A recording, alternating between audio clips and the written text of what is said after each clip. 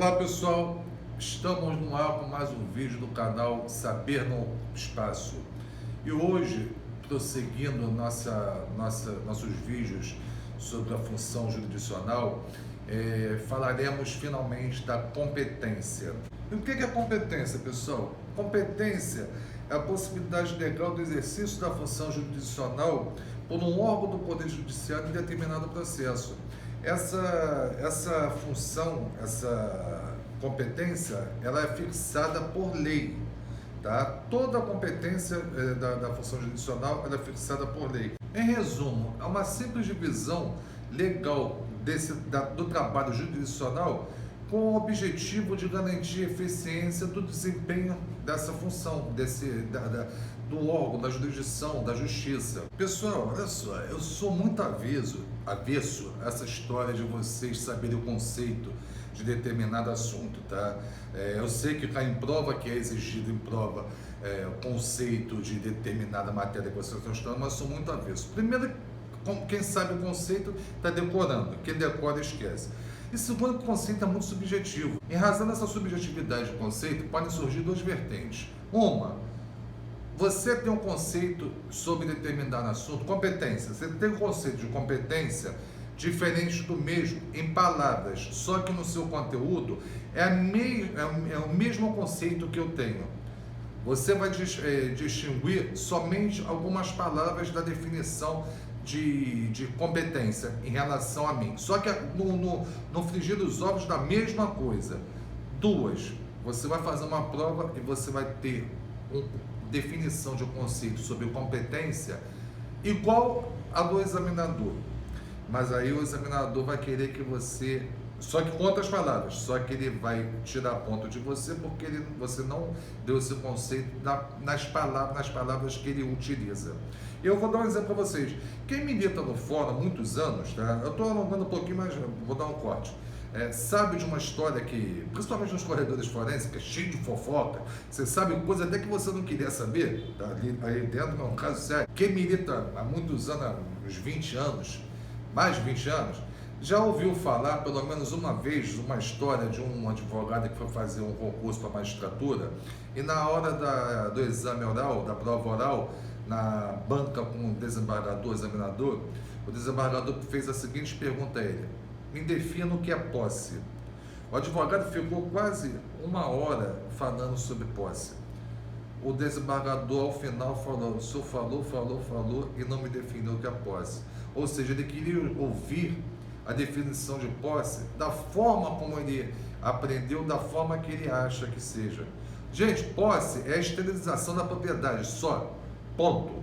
Isso daí é uma definição que você abrange a posse. Esterilização da propriedade. Se você quiser que eu fale sobre posse, eu vou ficar aqui igual esse advogado falando quase uma hora de posse, tá?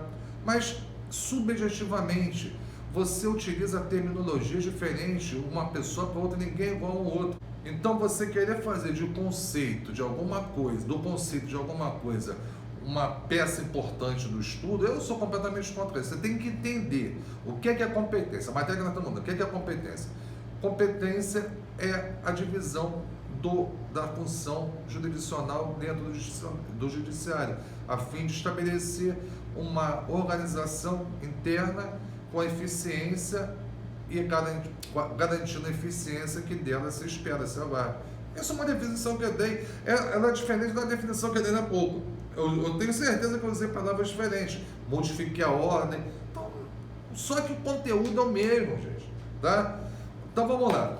A competência, ela está disposta no nosso livro 2, na função jurisdicional, no título 3, tá? Desse livro 2, e constando como título 3, competência interna. Eu estou falando isso que nós vamos ter que voltar sobre isso. E no seu capítulo 1, falando sobre a competência, compreendida do artigo 42 ao 53 do Código de Processo Civil. Por que eu volto? Vamos voltar agora à competência interna. Lembra que eu disse para vocês que é errado você utilizar a terminologia competência para distinguir o limite da jurisdição nacional para internacional? Então, que vocês tinham que usar soberania, autonomia, limite, qualquer coisa, menos competência. Então, se você é errôneo essa designação dessa terminologia para entes estrangeiros, por que você está usando competência interna, já que a competência só pode ser interna? Você está utilizando de um pleonasmo, de uma redundância, então é só competência. Não podia deixar em branco mais esse vídeo. Todo vídeo tem uma crítica, esse código, uma maravilha. Mas continuando, a competência classifica entre originária e derivada. Originária, ela é aquela competência atribuída no momento da distribuição da sua ação. E derivada quando vem de um outro juízo, de uma outra instância. Um exemplo, um recurso. A competência originária é a de primeira instância. Quando existe o recurso, o processo vai para a segunda instância. Então, essa competência segunda instância é derivada da primeira. Quando existe um declínio de competência da justiça estadual para a federal, do juízo orfonológico para o juízo civil, derivada também. Originária é aquele que está declinando e derivada é aquele que está recebendo esse declínio da competência. E como é fixada essa competência dos órgãos do judiciário? Através de lei, como eu falei, e diante dos critérios materiais, funcional ou hierárquico, territorial e pelo valor da causa. Os materiais nós podemos subdividi-lo em razão da matéria e em razão da pessoa. Ratione matéria é aqueles que vocês vão observar qual é a matéria que está se discutindo naquela ação. Se é uma matéria civil, se é uma matéria de família, se é uma matéria do trabalho, e aí assim por diante. Ali vai ser designada a competência do juízo, do respectivo juízo, tá? E em razão da pessoa, ratione persona, é aquela onde você vai analisar quais partes que estão figurando no processo. Por exemplo, União, que é Justiça Federal, Estado, Município, várias Fazenda Pública, autoridades, Presidente da República, Supremo Tribunal Federal, Governador, Superior Tribunal de Justiça, e essas são as duas divisões do critério material. Já no critério funcional, nós temos duas vertentes também a serem observadas. O critério funcional vertical e o critério funcional horizontal. Não é nada demais isso, tá, gente? Isso é mais para embelezar, botar uma cerejinha no bolo, dar uma maquiagem. Que em suma, sabe o que é? Vocês vão ver, vertical. A competência será daquele que tiver a obrigatoriedade de analisar o processo naquela fase processual. Por exemplo, quando você distribui uma ação, quem é o juiz competente para analisar essa ação, processar e julgar? É o juiz de primeira instância. Mas quando existe um recurso, essa competência já se transfere, tá? Já deriva para o juízo, a segunda instância, para o tribunal, através dos desembargadores. Essa competência vertical. Já no âmbito horizontal dessa competência funcional, ele diz respeito às ações originárias do mesmo juízo. Um exemplo, nas ações de competência, nos casos de litispendência, essa competência ela vai para o juízo originário, aquele que tem a ação já em trâmite, com mesmas partes, mesmas causas de pedir e mesmo pedido. Se houver uma interposição de uma outra demanda com as mesmas características, ou seja, a litispendência, a competência é desse juiz, horizontal. Nas causas de conexão, também é a mesma causa, mesma coisa. A competência vai ser declinada para esse juiz, que é o juiz originário da ação. Ela diz respeito muito ao próprio processo, ao processo em si. Já no critério do valor da causa, esse é relacionado basicamente aos casos dos juizados especiais cíveis, sejam eles federais ou estaduais. Dois detalhes importantes. No estadual, Valor da causa até 40 salários mínimos e é opcional. No juizado especial federal, valor da causa até 60 salários mínimos e é obrigatório.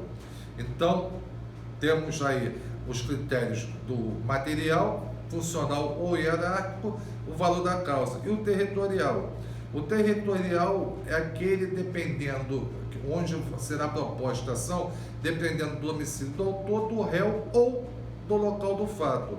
Vocês vão encontrar isso nos artigos 46 a 53 do Código de Processo Civil. Esses critérios, meus amigos, eles são importantes para a fixação da competência da justiça, do juízo e do foro, no momento da distribuição da ação. É importante observar também, tá? Isso é questão de concurso, hein? Grava aí, gente. É que nos critérios material e funcional ou hierárquico, a competência é absoluta. Por extensão, não prorroga-se. Já nos critérios pelo valor da causa e territorial, a competência é relativa, e esta sim era prorrogada. É o que a doutrina denominou como perpetuação da jurisdição. E essa competência ela é determinada no momento do registro ou da distribuição da ação. Registro quando for comarca que tiver somente uma vara, distribuição mais de uma vara. De acordo com o que dispõe o artigo 43 do próprio Código de Processo Civil. Agora, é importante, tem mais um outro detalhe aí, pessoal, tá? Que é a questão de prova, onde dispõe que essa competência ela não se modificará por qualquer ato superveniente, a não ser nos casos de suprimento do órgão judiciário, a vara que caiu, a ação que você distribuiu, fechou, morreu, acabou, terminou, não existe mais. Esse caso, inclusive, ele pode ser transferida essa competência até para uma outra comarca de uma outra cidade, ou nos casos da incompetência absoluta. Uma vez apontada e confirmada essa incompetência absoluta do juízo, o processo ele não pode ter seu trâmite nesse juízo. Ele tem que ser, nos casos que houver possibilidade, ser declinada a sua competência. A incompetência absoluta, meus amigos, ela é uma matéria de cunho público, de ordem pública, independe da vontade das partes. Descoberto que aquele juízo é incompetente, absolutamente incompetente para julgar aquela ação, automaticamente, nos casos que houver possibilidade, declina essa competência. Já a incompetência ou competência relativa, ela pode ser prorrogada. Quando pode ser prorrogada? Quando não houver a manifestação, a arguição da parte interessada no seu momento propício. O réu não arguir a incompetência relativa no prazo da sua contestação, já que, nesses casos, seu prazo irá precluir e, portanto, aquela incompetência, aquele juízo relativamente competente, ele passará a ser competente em razão da preclusão do direito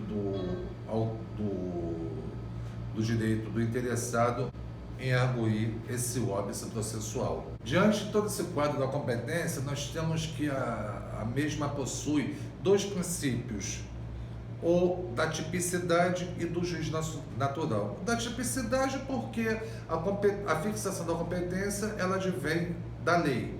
E do juiz natural, porque a fixação do juízo para julgar a causa deve ser feita observar os critérios impessoais, objetivos e pré-estabelecidos. Esse princípio do juiz natural, apesar de não estar expressamente previsto, ele é de fundamental garantia para as partes em razão de dois dispositivos constitucionais.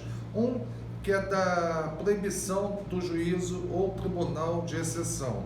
E outro é aquele que determina que ninguém será processado senão por autoridade competente. Em outras palavras, é um princípio que garante um outro princípio constitucional, que é o devido processo legal.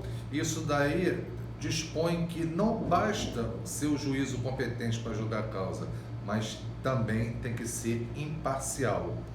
Gente, a natureza jurídica da competência, ela pode ser analisada, pode ser conceituada da seguinte maneira. da necessidade do Estado de criar mecanismos de organização para o exercício da jurisdição ou do Poder Judiciário. Gente, eu vou deixar para um outro vídeo destrinchar a competência territorial, que tem algumas coisas ali que seria bom nós analisarmos, tá? Aqueles que eu mencionei no artigo 46 e 52, como também dos órgãos do Poder Judiciário. Eu faço isso num vídeo só, que não irá ser longo, e também não vou alongar mais isso daqui. Então, por hoje é isso daí, é só aquele pedido de sempre: se inscrevam, curtam, compartilhem, toque o sino para receber novos vídeos.